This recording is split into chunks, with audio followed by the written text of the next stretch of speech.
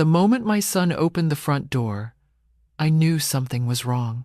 I had just stepped off a 4-hour flight from Milwaukee to Phoenix. My legs were stiff, my back ached, and I was carrying a suitcase full of homemade cookies and the quilt I had spent 6 months hand-stitching for my new granddaughter.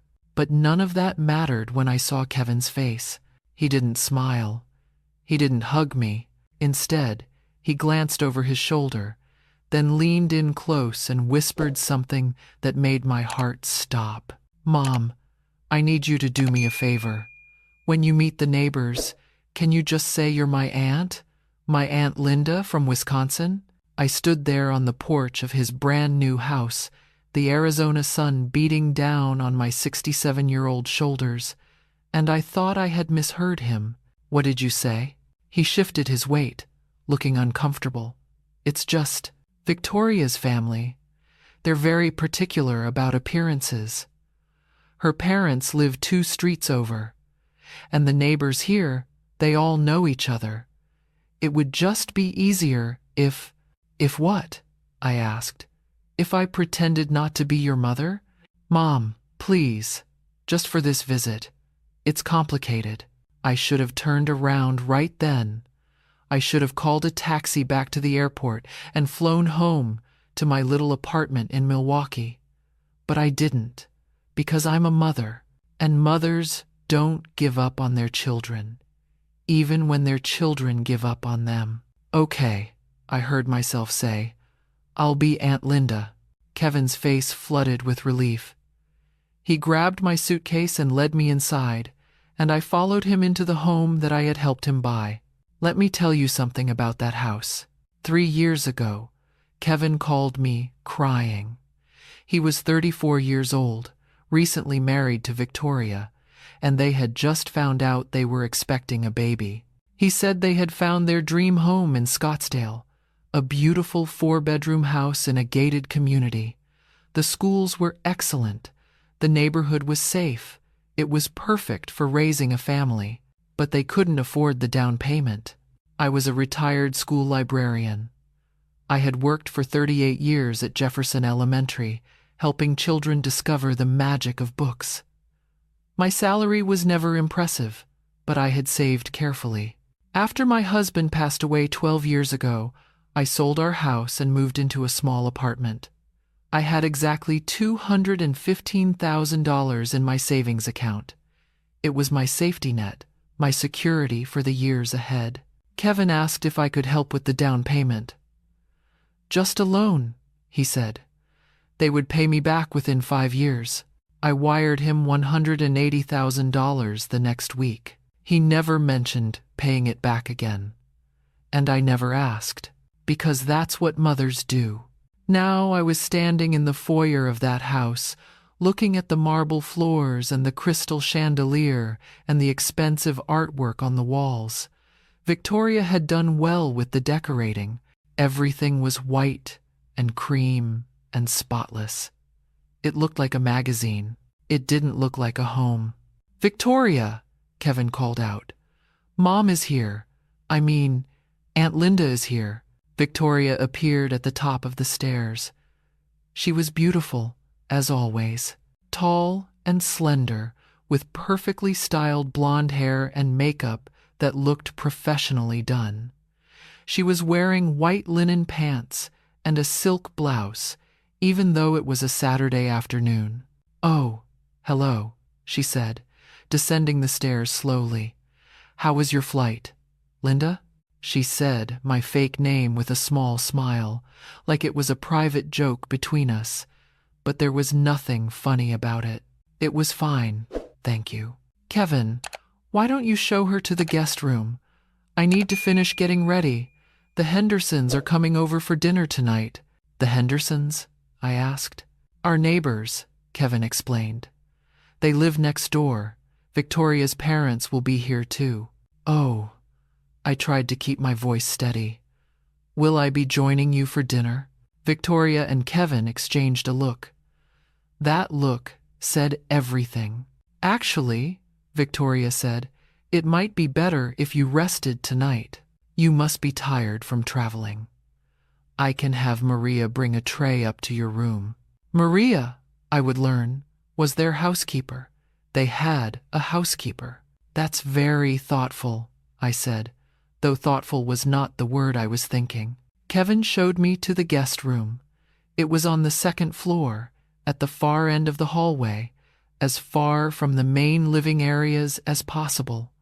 The room was nice enough, a queen bed with white linens, a small bathroom, a window overlooking the backyard.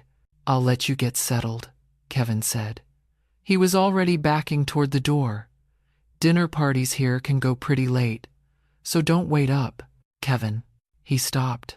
Why? I asked. Why do you want me to pretend I'm your aunt? He sighed, running a hand through his hair. He looked so much like his father when he did that. My heart ached. Mom, it's not personal. It's just... Victoria's family is very well connected. Her father is a judge. Her mother comes from old money. They have certain expectations. Expectations? About what? About background. About family. About... He trailed off. About mothers who were school librarians? I finished for him. It's not like that. Then what is it like, Kevin? He didn't answer. He just looked at the floor, and in that moment, I saw my little boy again. The one who used to come running to me after school, eager to tell me about his day. The one who would curl up next to me on the couch while I read him stories. The one who told me I was the best mom in the whole world. Where had that boy gone? Get some rest, Mom, he said quietly. I mean, Aunt Linda. Then he left, closing the door behind him. I sat on the edge of the bed and cried. That night, I listened to the sounds of the dinner party from my room. Laughter, clinking glasses, the murmur of conversation. At one point, I heard Victoria's voice, clear and bright. Kevin's aunt is visiting from Wisconsin. She's a sweet old thing, but she was tired from traveling. You know how it is with the elderly. A sweet old thing, the elderly. I was 67 years old. I still volunteered at the library twice a week. I took water aerobics classes. I had just driven myself to the airport and navigated 2 connecting flights. I was not some fragile creature who needed to be hidden away. But apparently, in this house, I was. The next morning, I woke early and went downstairs. The house was quiet. I found Maria in the kitchen, cleaning up the mess from last night's party. Good morning, I said. I'm Linda, Kevin's aunt. The lie tasted bitter in my mouth. Maria smiled at me. She was a small woman, probably in her 50s, with kind eyes and calloused hands. Good morning. Would you like some breakfast? Just coffee, please.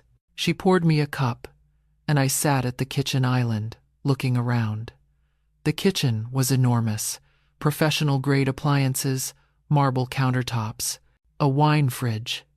Everything top of the line. On the refrigerator, held up by a designer magnet, was a photo of Kevin and Victoria on their wedding day. They looked beautiful, happy. There were no photos of me anywhere. I heard footsteps, and Victoria appeared in a yoga outfit, her hair in a perfect ponytail. Oh, you're up early, she said. Kevin's still sleeping. He had a bit too much wine last night. That's fine. I'm happy to wait. Victoria poured herself a green smoothie from a pitcher in the fridge. So, Linda, she said, what are your plans for today? I thought I might spend some time with my granddaughter. Is Sophie awake yet? Victoria's smile flickered. Sophie has her activities. Swimming lessons this morning, then piano, then her playdate with the Hendersons' daughter. I see. When might I be able to see her? I'm sure we can find some time. Maybe tomorrow? Tomorrow? It's just that her schedule is very full today. And Kevin and I have a brunch with friends, then golf with the Hendersons. You understand. I understood perfectly. Victoria, I said slowly, I flew all the way from Milwaukee. I haven't seen Sophie since she was 2 months old. She's 3 years old now. I've missed 3 years of her life. And whose fault is that? Victoria asked coolly. We've been very busy here, building our life. Not everyone can just drop everything to visit. I felt the anger rising in my chest, but I pushed it down. You're right. I should have visited sooner. But I'm here now. Surely I can spend some time with my own granddaughter. Victoria set down her smoothie. Let me be clear about something. Sophie doesn't know who you are. As far as she knows, you're Kevin's elderly aunt from Wisconsin. We thought it would be less confusing for her. My blood ran cold.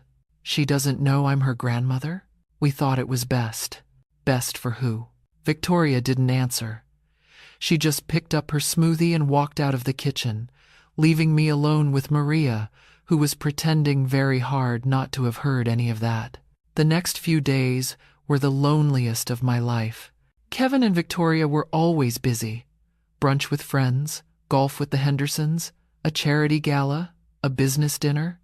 They had a social calendar that would exhaust a 20-year-old. I barely saw Sophie. When I did, Victoria was always there, monitoring every interaction. This is Aunt Linda, sweetheart.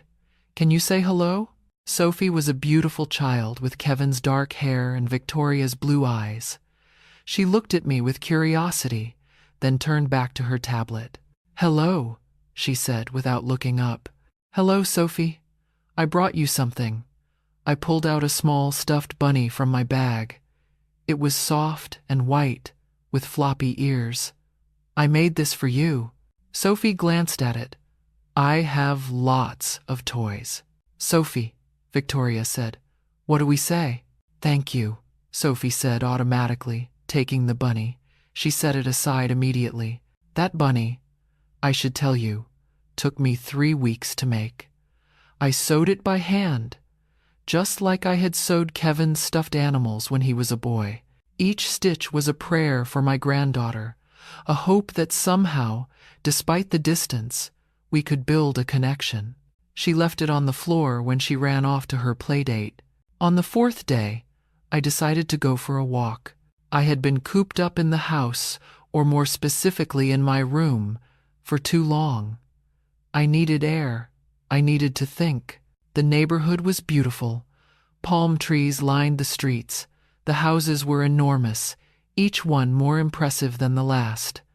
Everyone had perfect lawns, perfect cars, perfect lives. I was walking past the house next door when a woman called out to me, Hello, you must be Kevin's aunt. She was about my age, maybe a few years younger, with short silver hair and a friendly face. She was working in her garden, wearing a sun hat and gloves. Yes, I said. I'm Linda. I'm Dorothy Henderson. We had dinner at Kevin and Victoria's the other night. They said you weren't feeling well. I was tired from traveling. Of course. Long trip from Wisconsin, isn't it? It is. Dorothy walked to her fence, pulling off her gardening gloves. Would you like to come in for some iced tea? You look like you could use some company. I hesitated. But there was something in her eyes, something kind and genuine, that made me say yes. We sat on her back patio, drinking sweet tea and watching the hummingbirds at her feeder. Dorothy told me about her life. She and her husband, Richard, had lived in this neighborhood for 20 years. Their children were grown, scattered across the country. She understood loneliness. So, how do you like staying with Kevin and Victoria? She asked. It's lovely, I said carefully. Dorothy gave me a knowing look. Is it? What do you mean? She set down her glass. Linda, can I be honest with you? Please. Victoria is particular. Her family has always been very focused on status, on appearances. Richard and we try to be friendly with everyone, but sometimes I get the sense that we're only welcome because Richard owns half the commercial real estate in Scottsdale. She laughed, but there was no humor in it. I noticed there are no photos of you in their house. she continued.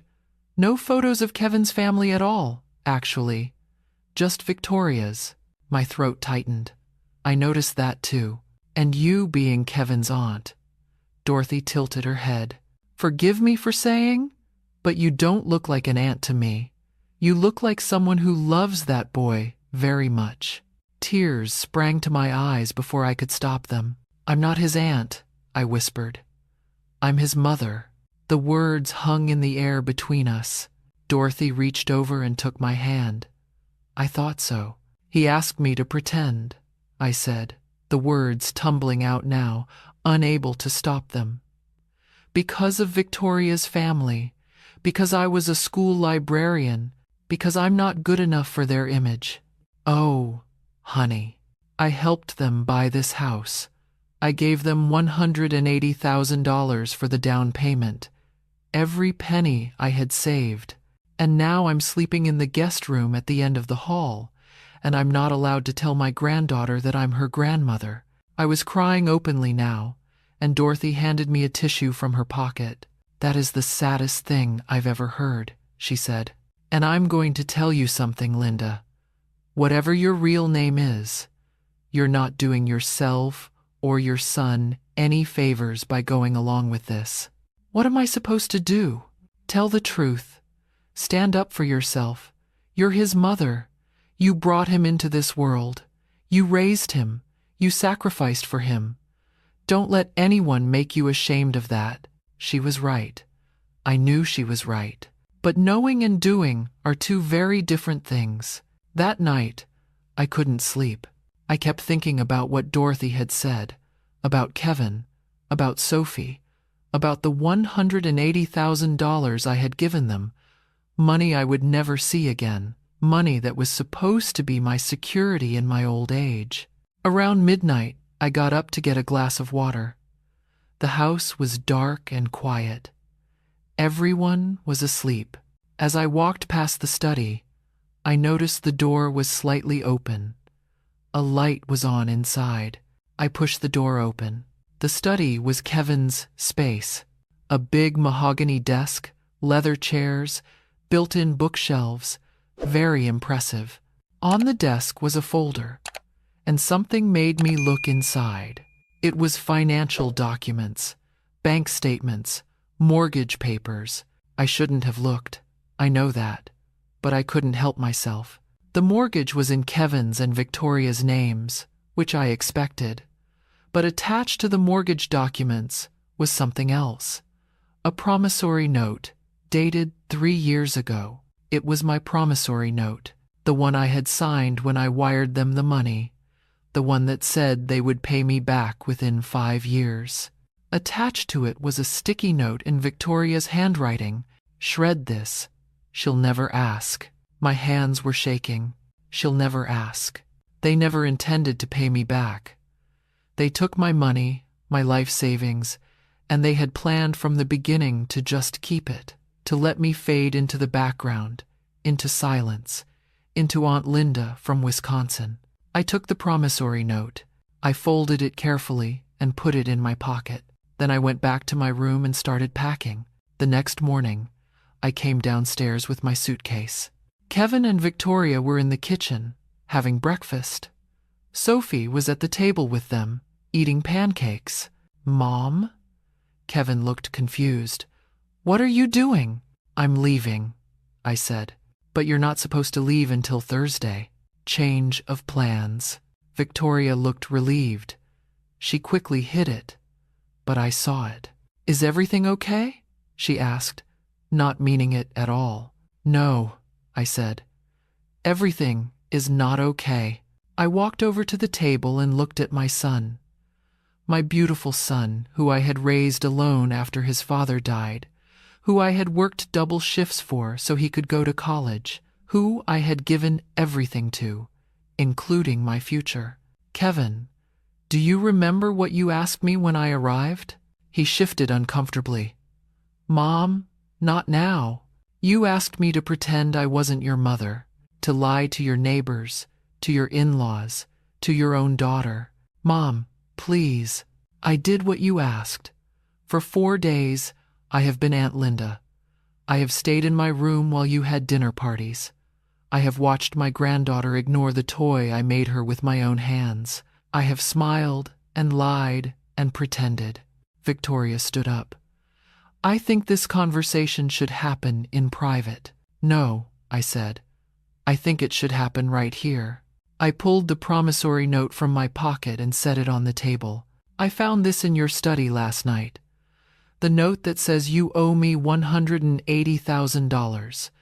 The note with Victoria's little reminder to shred it because I'll never ask. Kevin's face went pale. I wasn't going to ask, I continued. I gave you that money because you're my son, because I wanted to help you, because I believed that family helps family. Mom, I can explain. Can you? Can you explain why you took my life savings and then asked me to pretend I don't exist? Can you explain why your 3-year-old daughter doesn't know she has a grandmother? Can you explain why there isn't a single photo of me in this entire house? Kevin said nothing. He just stared at the table. Victoria, however, had plenty to say. Now wait just a minute, she snapped. You can't come into our home and start making accusations. That money was a gift. It was a loan. There's no proof of that. I pointed at the promissory note. There's the proof. Signed by Kevin. Notarized. Legal. Victoria's face turned red. This is ridiculous. Kevin, say something. But Kevin wasn't looking at Victoria. He was looking at me. And in his eyes, I saw something I hadn't seen in years. Shame. Sophie, I said gently, I need to tell you something. The little girl looked up from her pancakes, curious. My name isn't Linda. My name is Margaret. And I'm not your daddy's aunt. I'm your grandmother. Sophie's eyes went wide. You're my grandma? Yes, sweetheart. I'm your daddy's mommy. But Mommy said, I know what Mommy said. And I'm sorry I went along with it. That was wrong of me. But I want you to know that I love you very much. I've loved you since before you were born. Sophie looked at Kevin. Daddy? Is she really your mommy? Kevin closed his eyes. Yes, Sophie, she is. Then why did you say she was your aunt? The question hung in the air. A 3-year-old cutting through all the pretense with simple, innocent honesty. Because I made a mistake, Kevin said quietly. A big mistake. Victoria threw her napkin on the table. This is absurd. Kevin, are you really going to let her manipulate you like this? In front of our daughter? Victoria, Kevin said, and his voice had an edge I hadn't heard before. Stop talking. Victoria's mouth fell open. Excuse me? I said stop. You've said enough. You've done enough. Me? I've done enough? I'm not the one who just embarrassed us in front of our child. I'm not the one causing a scene. No, Kevin said, standing up. You're the one who told me to shred the promissory note. You're the one who said my mother wasn't good enough for our neighborhood. You're the one who insisted we hide her like she's something to be ashamed of. I did that for us, for our future, for our image. Our image? Kevin laughed bitterly. What image, Victoria? The image of a man who denies his own mother? The image of parents who lie to their child? What kind of image is that? Victoria looked around desperately, as if searching for support that wasn't there. Sophie, go to your room, she commanded. No, Kevin said. Sophie, stay. Kevin! She needs to hear this. Kevin turned to me. Mom, I'm sorry. I'm so sorry. I don't know how I became this person. I don't know when I started caring more about what the neighbors think than about my own family. Kevin, don't do this, Victoria pleaded. Think about what you're saying. But Kevin wasn't listening to her anymore. He walked around the table and stood in front of me. You gave up everything for me, he said. You worked 2 jobs so I could go to college. You sold Dad's truck so I could study abroad. You gave me your retirement savings so I could buy this house. I would do it all again, I said. I know you would. And that's what makes this so much worse. Because I took everything you gave me, and I repaid you by making you sleep in the back bedroom and call yourself Aunt Linda. The tears were streaming down his face now, and down mine too. I don't care about the money, I said. I never cared about the money. I just wanted to be your mother. I wanted to be Sophie's grandmother. I wanted to be part of your life. You are part of my life. You're the most important part. And I forgot that. I let Victoria's family and their stupid expectations make me forget who I really am. He turned to Sophie, who was watching all of this with wide, confused eyes. Sophie, this is your grandmother, your daddy's mommy. She's the kindest, most loving person I've ever known. And from now on, I want you to call her Grandma, okay? Sophie nodded slowly. Then she got down from her chair, walked over to me, and held up her arms. Up, Grandma? I picked her up and held her close, breathing in the smell of her hair, feeling her small arms wrap around my neck. Yes, sweetheart. Grandma's got you.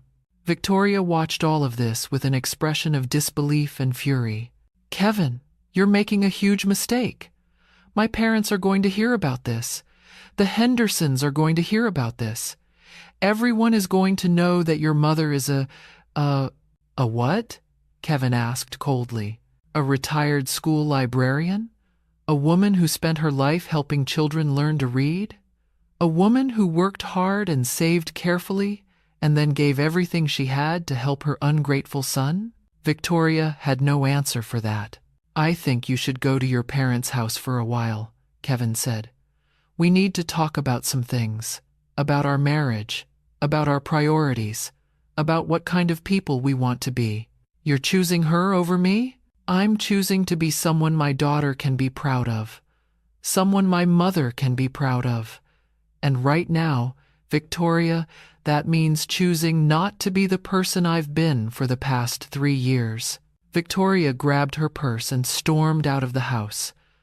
A moment later, we heard her car speeding away. The house was quiet. Sophie tugged at my sleeve. Grandma, are you staying? I looked at Kevin. Am I? Please stay, Mom. Stay as long as you want. Stay forever. This is your house too. More than mine, really. You paid for it. I don't care about the house, Kevin. I know. But I do care. About repaying you. Not just the money, but everything. All the years I took you for granted. All the times I should have called and didn't. All the holidays you spent alone because we were too busy. You don't have to repay me for that. You just have to let me be your mother again. Kevin hugged me then, with Sophie between us, and for the first time in years, I felt like I had my son back. That was 6 months ago. A lot has changed since then. Kevin and Victoria are in counseling. Whether their marriage survives remains to be seen, but Kevin has made it clear that some things are non-negotiable. His mother will always be welcome in his home. His daughter will know her grandmother, and there will be no more lies about where he came from. I spent 3 months in Arizona getting to know Sophie. We read books together every night. She calls me Grandma now, and she carries that stuffed bunny everywhere. The one she threw on the floor. She sleeps with it every night. I'm back in Milwaukee now, but I visit every month. Kevin pays for my flights. He's also started paying back the loan, $1,000 at a time. I told him he didn't have to, but he insisted. He says it's not about the money, it's about integrity. Dorothy Henderson and I have become friends. We talk on the phone every week. She told me that the day after Victoria stormed out, she saw her loading suitcases into her car while her mother watched with a sour expression. Good riddance, Dorothy said. That woman never had a kind word for anyone. Victoria's parents don't come around anymore. Neither do the Hendersons, for that matter. Kevin says he's fine with that. He says he'd rather have a small circle of genuine people then a large circle of phonies. Last week, Sophie started preschool. Kevin sent me a video of her first day. In the video, the teacher asks Sophie to introduce herself and share something about her family. "My name is Sophie," she says, "and I have the best grandma in the whole world. She's not my aunt, she's my grandma, and she makes me bunnies." I must have watched that video 100 times. Sometimes I think about that first day, when Kevin whispered that I should pretend to be his aunt. I think about how I should have said no, how I should have stood up for myself right then and there, instead of swallowing my pain and playing along. But then I think about where we are now, about Sophie falling asleep in my arms, about Kevin calling me every Sunday just to talk, about the photo of me that now hangs in their living room, right next to the photos of Victoria's family. Maybe some lessons have to be learned the hard way. Maybe Kevin needed to see how far he had fallen before he could start climbing back up.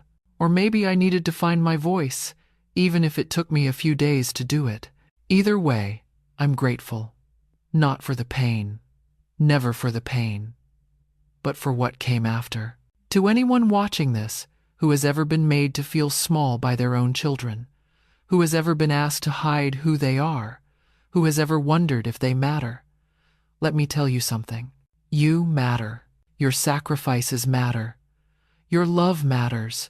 Your presence in your children's and grandchildren's lives matters more than any social status or neighborhood reputation ever could. Don't let anyone convince you otherwise, not even the children you raised. And if they do try to convince you otherwise, stand up, speak up, remind them who you are. Because you are not an aunt from Wisconsin. You are their mother, and that is nothing to whisper about. Thank you for listening to my story. If it touched your heart, please share it with someone who needs to hear it. And remember, family isn't about image, it's about love. This is Ellie's Stories. Until next time.